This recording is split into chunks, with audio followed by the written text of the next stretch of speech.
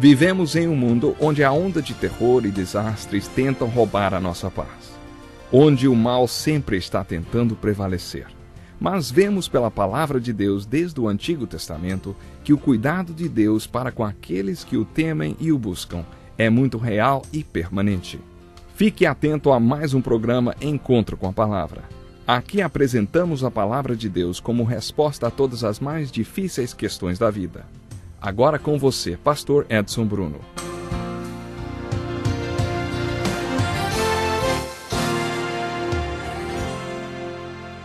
Olá, seja muito bem-vindo a mais um Encontro com a Palavra. Nós estamos estudando versículo por versículo 1 Coríntios.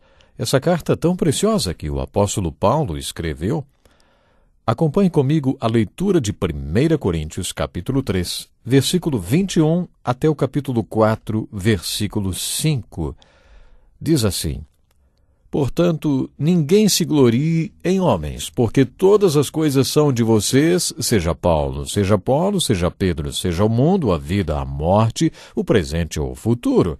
Tudo é de vocês, e vocês são de Cristo, e Cristo de Deus. Portanto, que todos nos considerem como servos de Cristo e encarregados dos mistérios de Deus. O que se requer desses encarregados é que sejam fiéis. Pouco me importa ser julgado por vocês ou por qualquer tribunal humano, de fato, mas eu julgo a mim mesma. Embora em nada minha consciência me acuse, nem por isso justifico a mim mesmo. O Senhor é quem me julga. Portanto, não julguem nada antes da hora devida. Esperem até que o Senhor venha. Ele trará à luz o que está oculto nas trevas e manifestará as intenções dos corações. Nessa ocasião, cada um receberá de Deus a sua aprovação. Paulo estava concluindo a questão da divisão na igreja e, ao mesmo tempo, exortando os coríntios que estavam se polarizando em torno dos seus líderes. Alguns diziam que eram de Paulo, outros diziam que eram de Pedro, outros diziam que eram de Apolo. Havia também um grupo que dizia não seguir ninguém. Nos primeiros capítulos, e agora, Paulo já estava encerrando esse assunto. Ele perguntou aos coríntios se eles não tinham consciência do que lhes tinha acontecido. A pregação de Paulo e a conversão deles.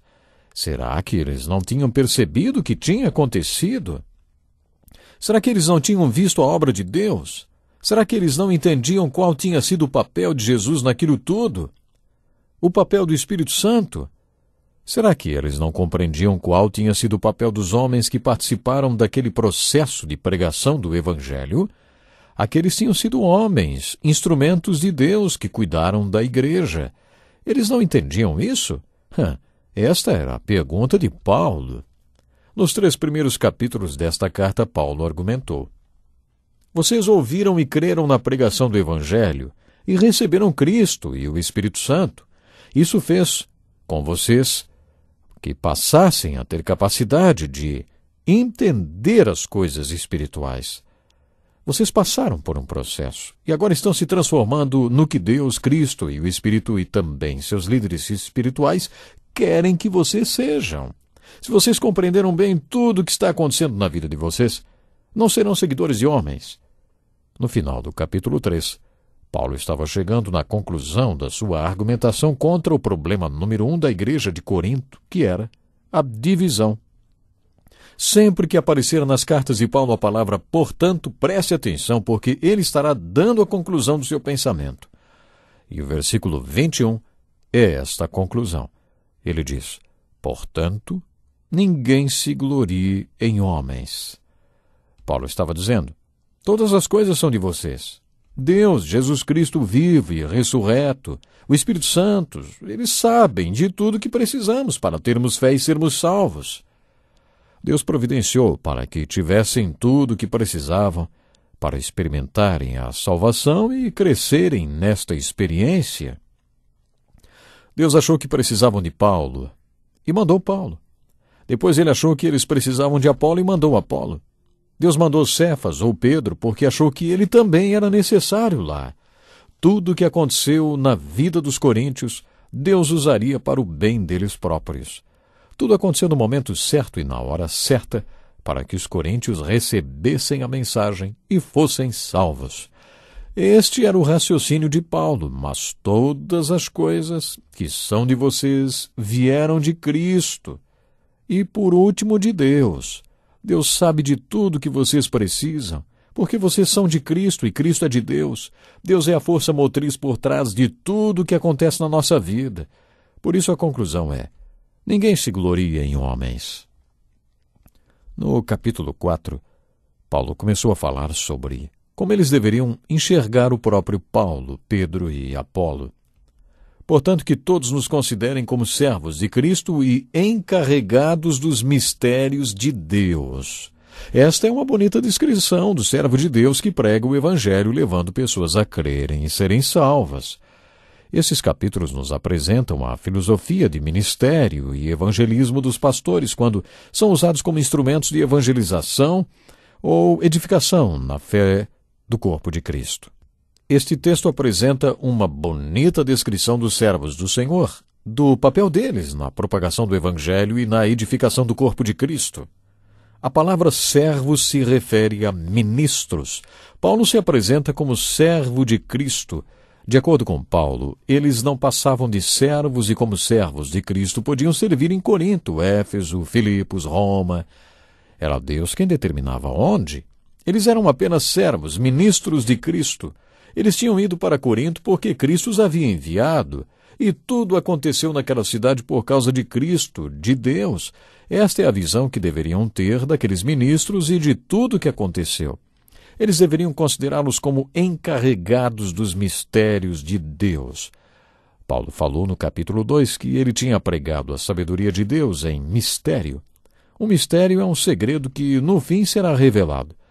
Paulo afirmou que todo este mistério do Evangelho será revelado quando Jesus Cristo voltar e consumar a história da humanidade. Tudo que hoje é mistério será revelado. Existe tanta coisa que não sabemos, não é verdade? Principalmente com relação à morte e ao tempo. O que vai acontecer? A Bíblia possui muitas profecias referentes à volta de Jesus Cristo. Muitas coisas já sabemos porque já foram reveladas. Outras coisas ainda não foram reveladas. Por exemplo, em 1 João capítulo 3 lemos: ainda não se manifestou o que havemos de ser. A Bíblia diz que teremos corpos espirituais. O que significa ter corpo espiritual? Quando pensamos em um corpo, imaginamos algo tangível, físico, material, alguma coisa que pode ser tocada. E quando pensamos em espírito, imaginamos exatamente o oposto. Como podemos ter um corpo espiritual, hein? Um corpo tangível e intangível ao mesmo tempo, físico e espiritual ao mesmo tempo, material e não material. Bom, João diz que o que haveremos de ser será revelado. É um mistério que será revelado, mas ainda não foi. Se tivesse sido, não seria mais mistério. Paulo estava dizendo que somos ministros e encarregados destes mistérios. Ele usou a palavra encarregado e falou de como é importante que sejamos fiéis nesta tarefa. Jesus, no Evangelho de Lucas, capítulo 16, apresenta o conceito de mordomia. Somos administradores do que não nos pertence. Mais adiante, nesta carta, Paulo dirá que não nos pertencemos, que fomos comprados por um preço. Nosso tempo também não nos pertence. Resta-nos saber como administrar tudo que está ao nosso dispor de acordo com a vontade de Deus, de Jesus Cristo e do Espírito Santo. O Espírito Santo tem uma maneira específica para administrarmos nosso tempo, energia, talentos e dons. A mordomia não se refere apenas aos nossos bens e ao nosso dinheiro, refere-se também à nossa vida. Somos encarregados, mordomos, administradores do que Deus nos deu. Paulo escreveu no versículo 2 assim: portanto, que todos nos considerem como servos de Cristo e encarregados dos mistérios de Deus. O que importa em relação à mordomia é que temos que ser fiéis administradores e encarregados. Um dia teremos de prestar contas de como administramos tudo que Deus nos deu. Será que ouviremos: muito bem, servo bom e fiel. Você foi fiel no pouco, eu porei sobre muito. Venha e participe da alegria do seu Senhor. Será que vamos ouvir isso? Paulo começou a falar algo muito interessante no versículo 2 e perguntou se aqueles irmãos estavam julgando o ministério dele. Na verdade, Ele não estava impressionado. Leiam o texto e observem como ele ainda estava se dirigindo ao seu fã-clube de Corinto. Ele estava se dirigindo àqueles que achavam que ele era o maior, aqueles que diziam, sou de Paulo. Fomos salvos através da pregação de Paulo e tal. Homem culto, um gigante espiritual, nos orgulhamos disso, Pedro que me perdoe. Também não somos de Apolo não, ele é jovem demais. E Pedro não é tão culto assim, por isso somos de Paulo. Paulo se dirige a estas pessoas de Corinto que o consideravam melhor do que os outros pastores mais uma vez. No versículo 13 ele disse, pouco me importa ser julgado por vocês ou por qualquer tribunal humano. De fato, nem eu julgo a mim mesmo. Ele disse que aquilo não o impressionava, porque, na verdade, aquelas pessoas não sabiam muito sobre ele. Afinal de contas, de que valia o julgamento dos homens? Será que eles ou qualquer outra pessoa estava habilitada para julgá-lo? O julgamento que faziam de Paulo não o impressionava.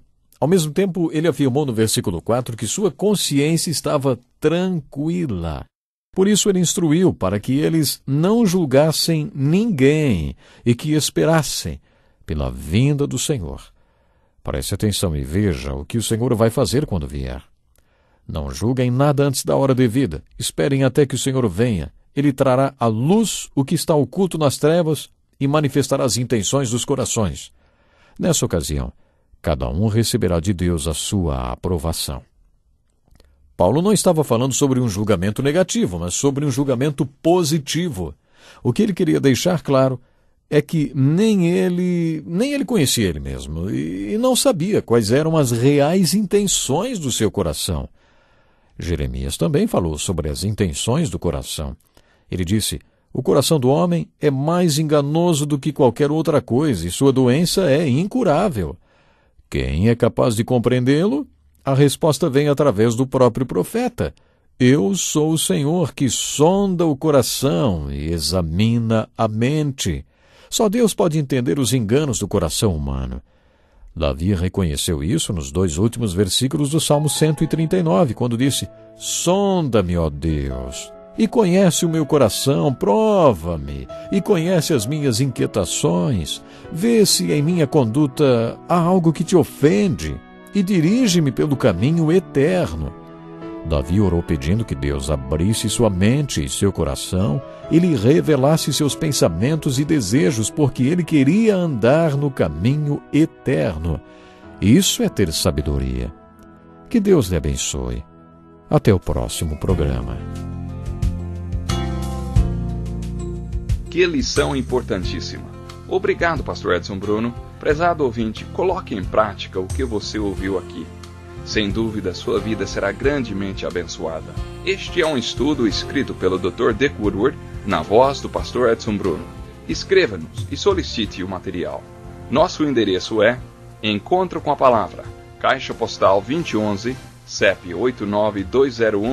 89201-970, Joinville, Santa Catarina.